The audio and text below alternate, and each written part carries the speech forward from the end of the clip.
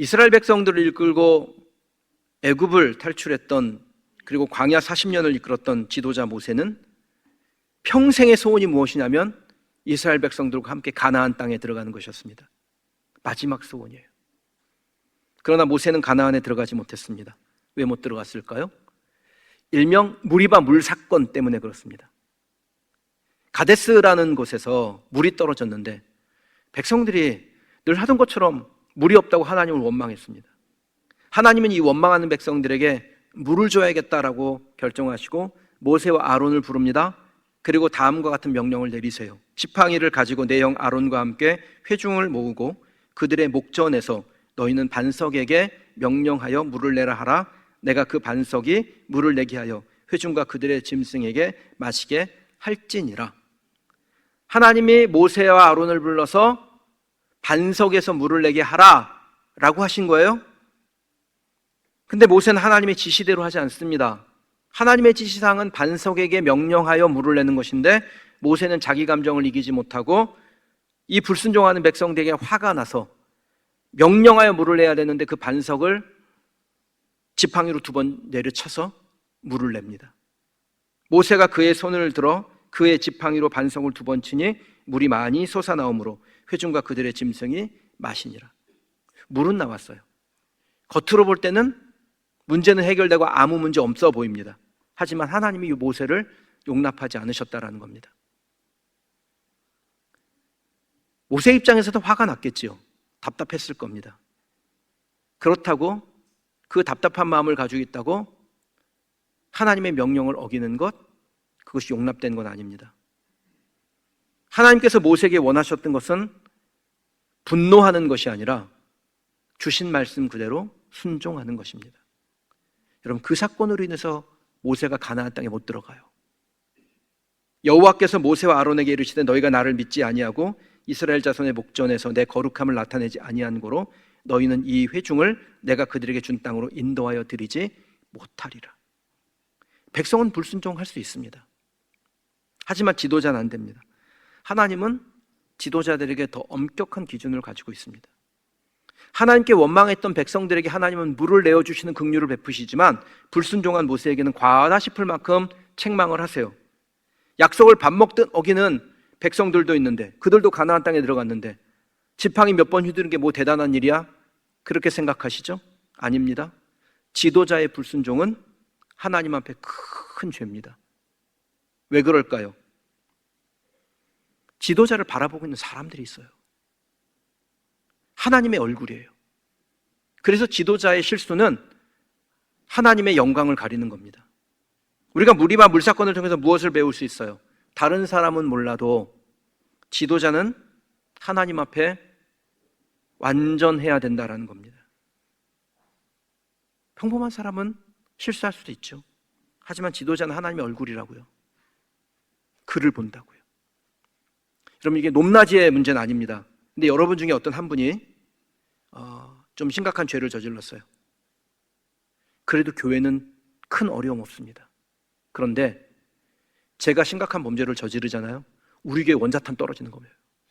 그래서 하나님은 리더에게, 지도자에게 남다르고 엄격한 기준을 재는 겁니다. 오늘 말씀을 듣는 분 중에 교회에 중직을 맡으신 분들이 계실 겁니다. 저를 포함해 우리 중직자들 하나님 앞에서 정신을 잘 차려야 됩니다. 그래야 교회가 영향력을 갖게 되고 맛을 잃지 않는 소금의 사명을 감당하게 되는 것입니다. 이번 임직을 준비하시는 분들, 남들 다 하는 거니 그냥 하면 되겠지, 적당히 나이 들면 또 직분 받는 거지, 이런 마음은 아니시라 생각합니다. 무겁고 중요한 직분을 받으시는 거죠. 그래서 다시 한번 주의를 드려요. 직분 회피하지도 또 쉽게 여기지도 마십시오. 책임감을 느끼되 영광스럽게 여기어서 하나님과 사람에게 기쁨이 되는 중직자들이 되시기를 바랍니다. 새롭게 임직하시는 분들뿐 아니라 이미 직분을 받고 계신 분들도 그 책임이 경감되지 않습니다. 우리 교회 타교에서 장로나 안수집사 장립 받고 와서 신앙생활 하시는 분들 계신데 그 직을 항존직이라고 불러요.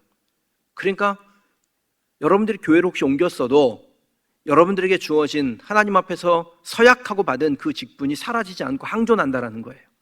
그래서 중직은 늘 무겁고 중요한 직이라 이 사실을 기억하고 하나님께 충성하고 성도의 기쁨이 되기를 애쓰셔야 됩니다. 사랑하는 성도 여러분, 교회가, 성도가 세상의 소망이어야 되는데 세상의 걱정거리가 되어버리는 이 현실을 어떻게 생각하십니까? 다들 지멋대로 사는데 뭐 나만 잘하면 뭐하냐, 이렇게 생각하시나요? 혹시 그런 생각이 든다면 오늘 말씀에서 답을 발견해 보시기 바랍니다. 우리를 통해서 세상을 바꾸실 하나님은 오늘도 이 역사를 운행하고 계시고 하나님께 순종할 사람을 찾고 계세요. 사도 바울이 오늘 본문에서 열왕기 18장에 기록된 사건을 인용하고 있습니다. 로뎀 나무 아래로 도망가 신세 한탄하며 엘리야에게, 그 답답했던 엘리야에게 실망스럽냐, 걱정 마라, 내가 바알에게 무릎 꿇지 않은 남은 자 7,000명을 예비해 두었다 말씀하신 그 하나님의 말씀을 바울이 로마서를 통해서 한 번 더 상기시킵니다. 바울이 참혹했던 아합의 시대에 남은 자 7,000명이 있다라고 말씀하시는 그 하나님의 말씀을 끄집어내는 이유가 뭘까요? 사도 바울이 기대한 것은 무엇이었을까요? 오늘 본문은 교회가 교회되지 못하는 현실에 실망하지 않고 하나님이 이 상을 바꿀 사람과 교회를 찾는다, 그 부르심에 특별한 동기를 부여하는 말씀이 되기를 바랍니다. 현실을 부정하지 않죠. 때로는 교회가 비난받는 자리로 가는 경우도 있습니다. 하지만 하나님은 누군가를 통해서 거룩한 역류를 일으키시고 그 일을 할 사람과 교회를 찾고 계시다라는 겁니다. 저는 저와 여러분이, 우리 교회가 하나님 찾으시는 그 한 사람, 그 한 교회 되기를 주님의 이름으로 축원합니다. 그와 같은 부르심을 받기를 원하시나요? 그렇다면 하나님의 세미한 음성에 귀를 기울이셔야 됩니다. 하나님의 음성 듣기 위해서 숨을 죽이고 내 자아를 죽이고 하나님께 집중하면 이 세상에 무슨 소망이 있다고 다 끝났다 탄식하던 엘리야에게 무슨 소리, 준비된 사람이 있다, 내가 남은 자 7,000명 예비했다 말씀하시는 그 하나님의 음성을 여러분도 듣게 될 줄 믿습니다.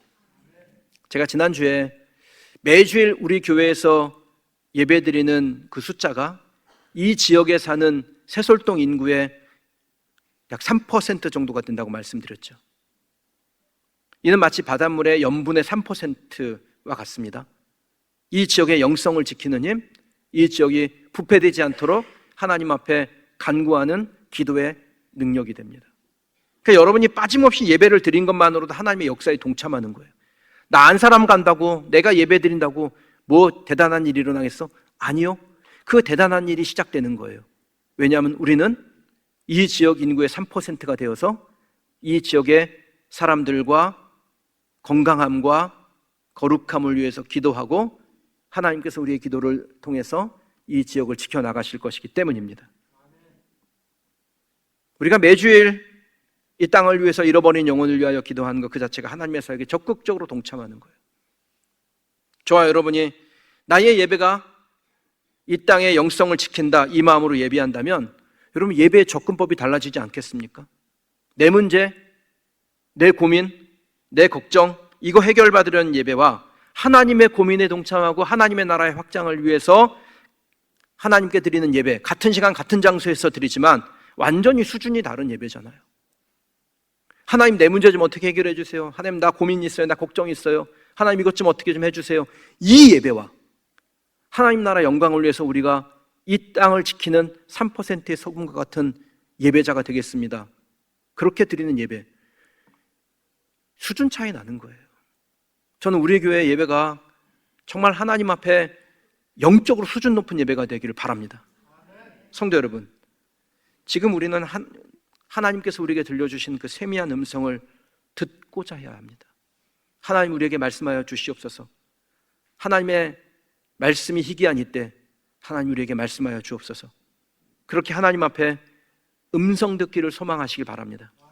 내가 남은 자라는 사실을 인정하고 어떻게 남은 자로 살 것인지를 결단하는 예배가 되기를 주의 이름으로 축원합니다. 하나님은 남은 자를 통해서 내일을 준비하시는데 어떤 사람이 남은 자일까요? 첫 번째는요, 영적 순결을 지키려는 사람이에요. 내가 하나님 앞에서 영적 순결을 지키고자 무던히 애쓰고 노력하는 그 사람이 하나님 앞에 남은 자로 쓰임받을 수 있습니다.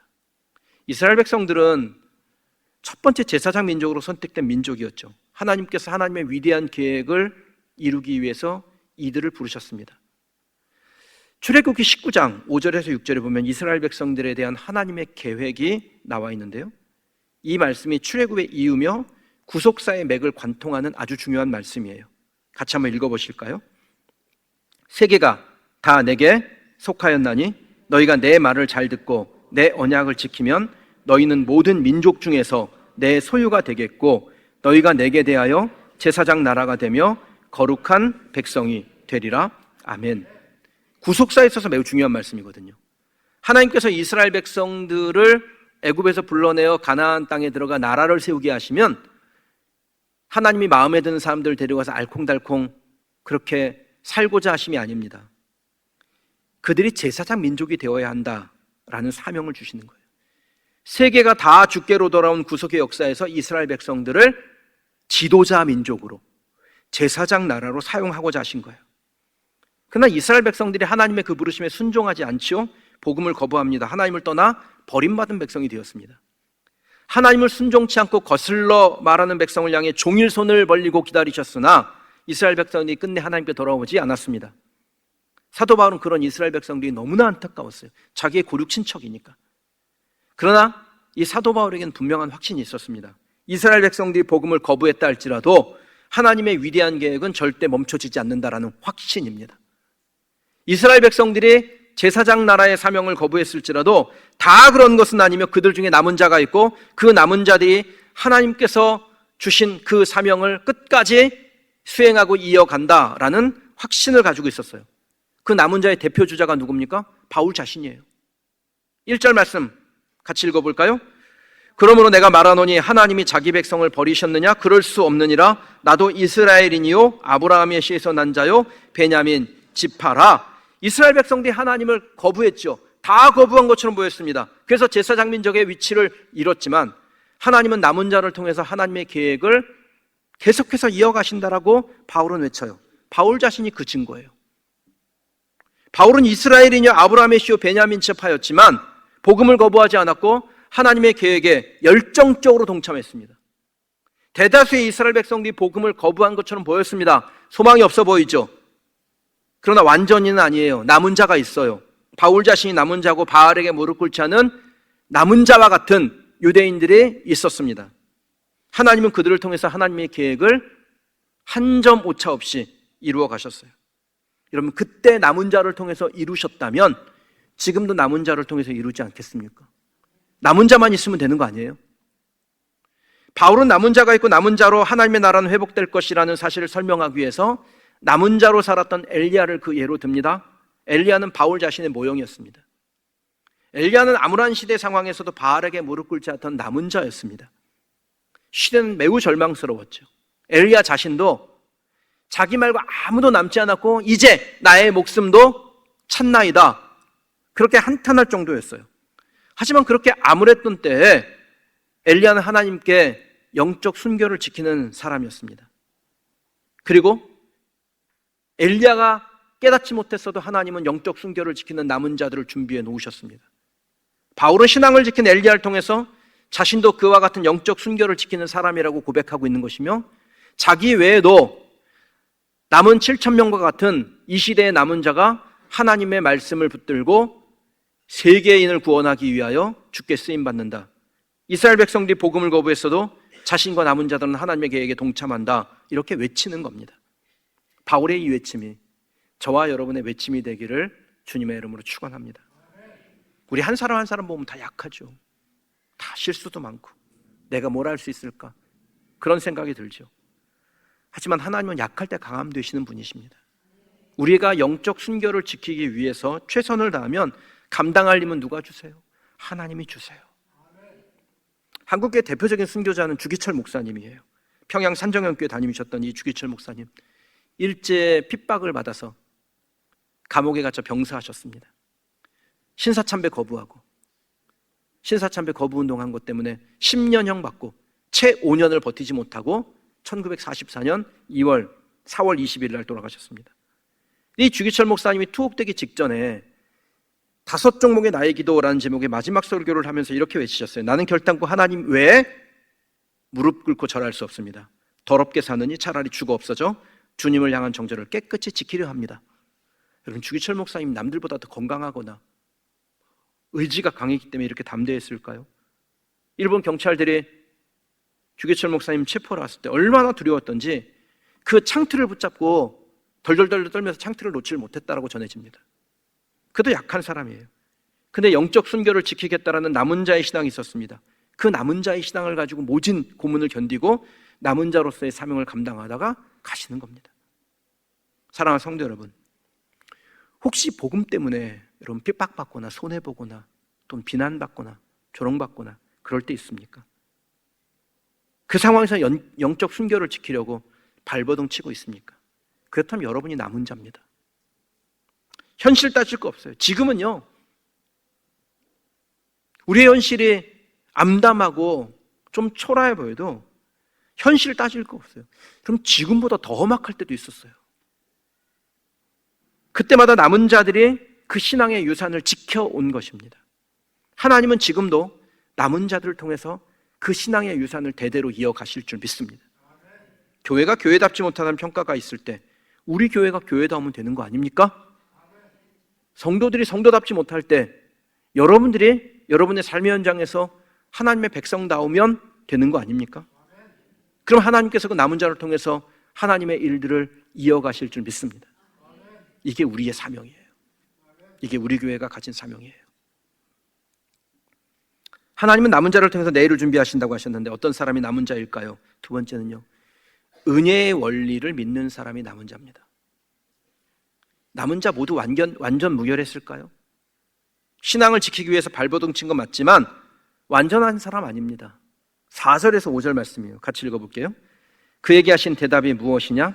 내가 나를 위하여 바알에게 무릎을 꿇지 아니한 사람 7,000명을 남겨두었다 하셨으니 그런즉 이와 같이 지금도 은혜로 택하심을 따라 남은 자가 있느니라. 아멘. 바울은 바알에게 무릎 꿇지 않은 남은 자가 있었음을 설명하면서 남은 자가 자기의 행위로 남은 자가 되지 않았다라고 말합니다. 무엇으로 남은 자가 되는 거예요? 은혜로 선택되어서. 남은 자가 남은 자 될 수 있었던 것은 자기 의가 아니라 하나님의 은혜로 선택되었기 때문입니다. 그러니까 바알에게 무릎 꿇지 않는 남은 7,000명은 그 행위가 다른 사람보다 조금 특별할 수는 있겠죠. 하지만 하나님의 기준에는 턱없이 모자라요. 바알에게 무릎 꿇지 않았을 뿐이지 그들이 한 게 뭐 있습니까? 박해가 두려워 숨어 지내며 나만 열심히 특심이라는 엘리야의 고백과 같은 신세 한탄하고 지내는 거잖아요. 하지만 하나님은 그런 사람들을 은혜로 선택하셔서 준비시키셨습니다. 앞으로 변화될 세상을 위하여 선택하여 준비시키신 거예요. 그들의 행위 때문이 아니라 오직 하나님의 은혜로 선택된 것입니다.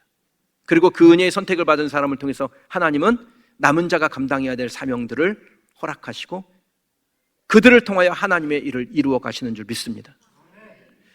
5절에 보면요, 그런즉 이와 같이 지금도 라는 표현이 나옵니다. 그러니까 엘리야 때도 남은 자를 선택하셨던 하나님이 복음을 거부한 이스라엘 백성들 중에도 남은 자를 예비하시고 그들을 선택하시고 그들을 통해서 일하셨다라는 거예요. 그렇다면 오늘도 남은 자를 은혜로 예비하실 것이고 그들을 통해서 하나님의 일을 하시지 않겠습니까?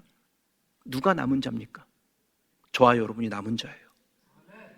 용기가 안 나셔도 이런 건 아멘 크게 하셔요.